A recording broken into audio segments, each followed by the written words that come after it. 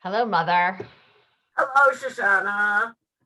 It's so nice to see you. This is so much fun getting to talk about WRJ for Mother's Day. I love it.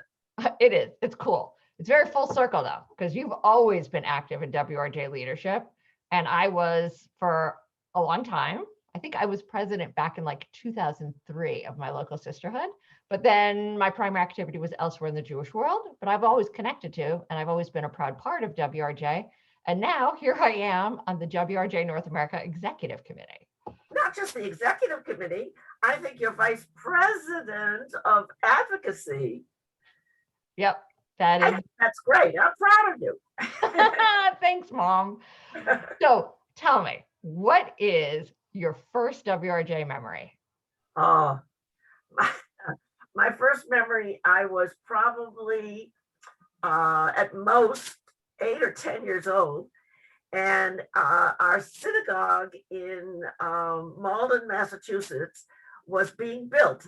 And there was a huge fundraiser in the Malden Armory. And my mother was president of the local sisterhood. And she ran this huge banquet in the Armory. And the Nefty kids were the waitresses and waiters for the evening.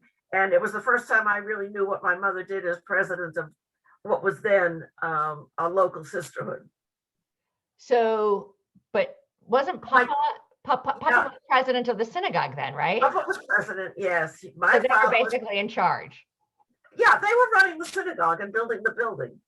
So I have my yes pin on because now I know you've been fundraising for sisterhood and for synagogues like way back since you were 8 years old, just like I have been. But I know you introduced me to the Yes Fund also.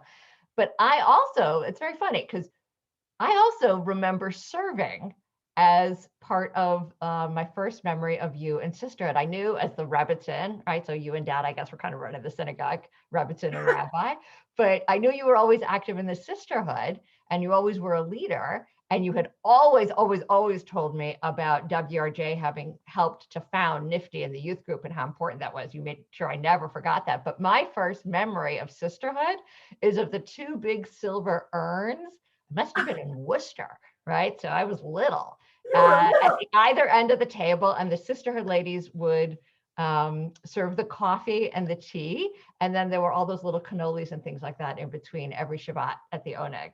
So Right. we both have memories of serve. So it's been so much fun though, even this year. Like I know when I go to a Freed conference or a WRJ Shabbat event or all kinds of things, I keep on seeing you. That's very fun. But now I'm in leadership now, but you were in leadership like always. I always remember you being part of things and not just in America, but all over the world. So can you tell us all the positions that you had on the different boards? If I tell everybody, they'll know that I didn't give you a very stable upbringing. Rabbi's family, right? Moving Right. right. In New England, I was college outreach chair of the district.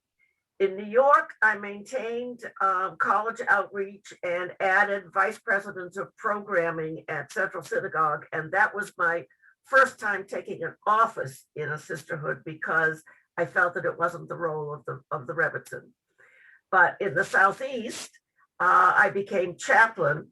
And the most important thing that I did with the Southeast as a chaplain was that we brought the Birkat Hamazon to WRJ. Yes, And you did. it was a big deal when we first did it against everybody's orders. But we just kept singing. And lately, I've been the corresponding secretary for the Pacific District. So I've had leadership positions all along. Right, but you also did something else. You started all the sisterhoods in Israel, and you were so determined and brave going on the buses all around Israel. Well, there were so many bombings at the time. And I remember what you told me. Do you remember what it was? You told me that if they were going to blow up the bus, the car next to it was in danger too. So you might as well take the bus because you had to get to all these sisterhoods, even if they were far away from Jerusalem. I can't believe you let you get away with that argument. But I was so proud of you when you even did a freedom fighter ride, when you got on a bus on one of the routes where women were being made to sit separately from men. And you sat in the front and you, with your physical body, actually fought for freedom in Israel. So do you know how many sisterhoods there are now in Israel? Uh, when I believe it's still 27. Okay. I don't think that there have been any new since I left Israel, but it started with 15. And Wow. it started by mistake. What do you Um, mean by mistake? well, I was running around to maybe 3 or 4 different synagogues in one particular year, and getting them to understand what the importance was of WRJ and why a charter hanging in their building was a good thing for tour groups that came to their synagogues, and that we would find support for them. And then the World Union had a convention in Jerusalem, and I decided to go further, and the 3 or 4 turned into 15. I was all over the country, and I invited them. I kind of broke into the World Union Program Committee and said, we need a women's track here. And oh, well, we never thought of it. And it's, the convention's going to come in about a month. I said, we can do it by then. And the luncheon had about 50 people. And there were 2 representatives from each of the 15 congregations, plus all the international people who were at the World Union, all the women were invited to the luncheon, and we had 50 people there. That's And amazing. it was fantastic. So Okay, so Mom, I know we're running out of time here a little bit, which is why you always say that they would tell you had 5 minutes to speak and then you would give them 20 minutes anyway. Exactly. But I want you to know that when I became president of the WRJ at my synagogue years ago, and you were our opening brunch speaker, I was so incredibly proud of you. You were from the WRJ Speakers Bureau and you were my mom.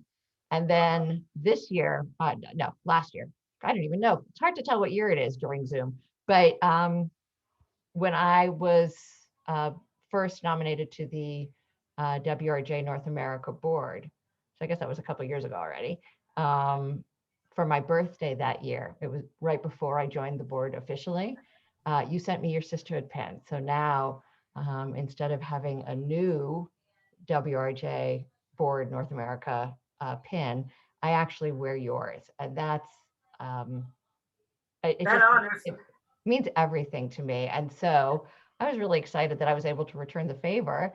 And now when a copy of the new Women's Commentary on the Torah in Hebrew is provided to the Israeli rabbinical students and the IMPJ congregations and the rabbis this year, it's going to be in your honor, in honor of all that you've done. I really appreciate that so much. It's so meaningful to me. It really is. I love you, Mom. And I love being Resa's daughter around WRJ and sharing all of these amazing, talented sisters with you. I am going to be absolutely do my best to live up to and to build on your legacy. So happy Mother's Day, Mom. Thanks so much. And happy Mother's Day to you. I love you. I love you.